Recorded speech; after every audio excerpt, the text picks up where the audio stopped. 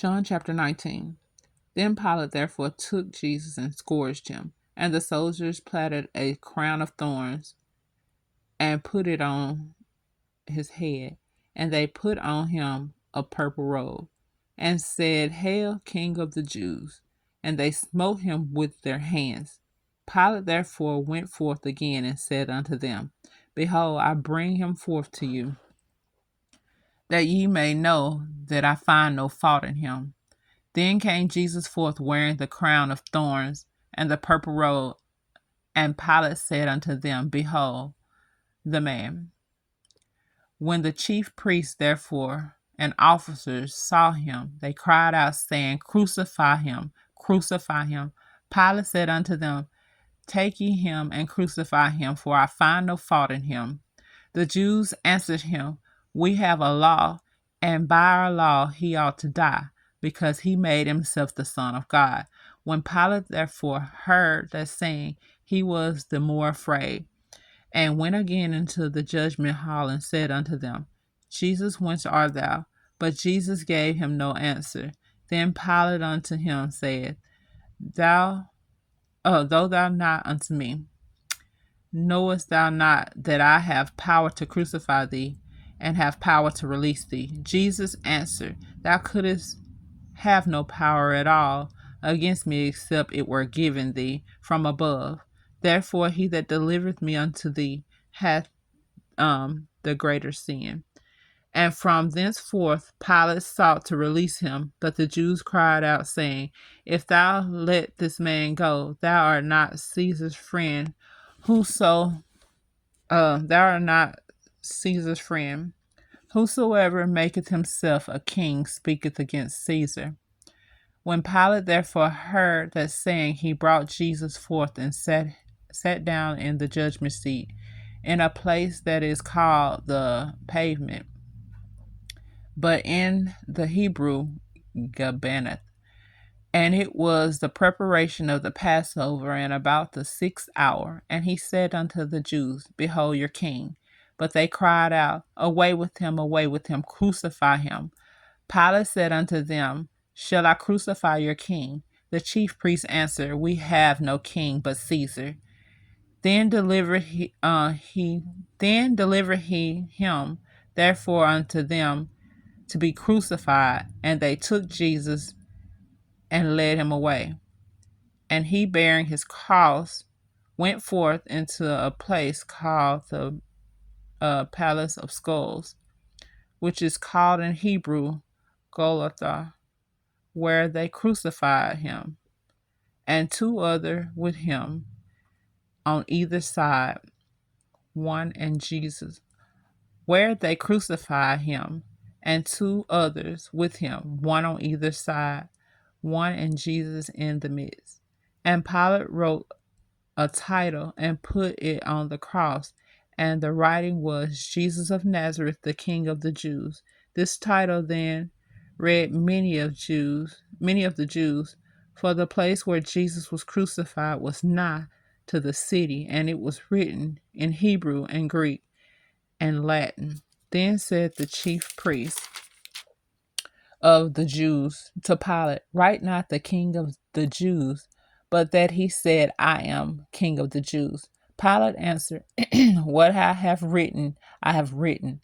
Then the soldiers, when they had crucified Jesus, took his garments and made 4 parts, to every soldier a part, and also his coat.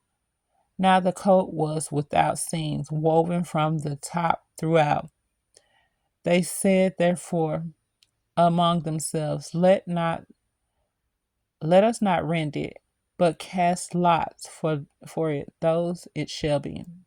But cast lots for whose it shall be, that the scripture might be fulfilled, which said, He parteth my remnant among them, and for my vesture they did cast lots.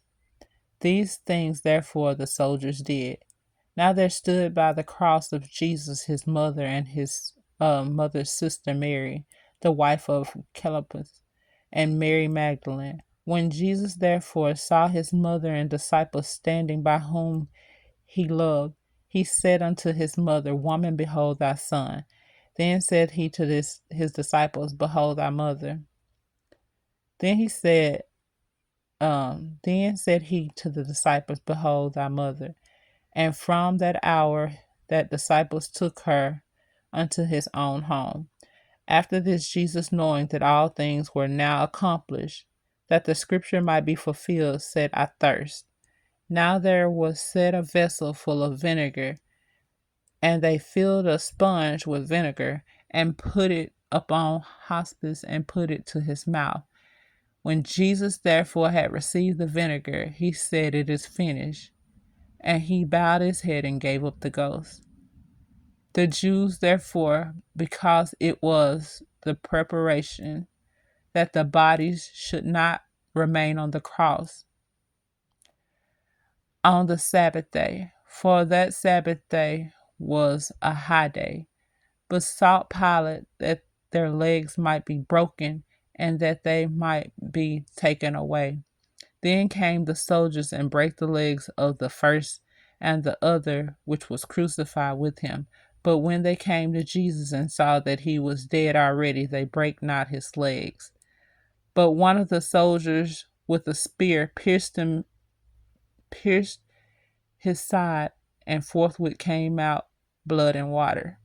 And he that saw it bare record, and his record is true, and he knoweth that he said true, that ye might believe. For these things were done that the scripture should be fulfilled. A bone of him shall not be broken. And again, another scripture said, They shall look on him whom they pierced. And after this, Joseph of Arimathea, I don't know, being a disciple of Jesus, but secretly for fear of the Jews, besought Pilate that he might take away the body of Jesus, and Pilate gave him leave. He came therefore and took the body of Jesus. And there came also Nicodemus, which at the first came to Jesus by night, and brought a mixture of myrrh and aloes, about 100 pounds weight. Then took they the body of Jesus and wound it in linen clothes, with the spices, as the manner of the Jews is to bury. Now in the place where he was crucified there was a garment, and in the garden a new sepulchre, wherein was never man yet laid. There laid they Jesus, therefore, because of the Jews' preparation day, and the sepulchre was nigh at hand. May the Lord add a blessing to the reading of John chapter 19, KJV.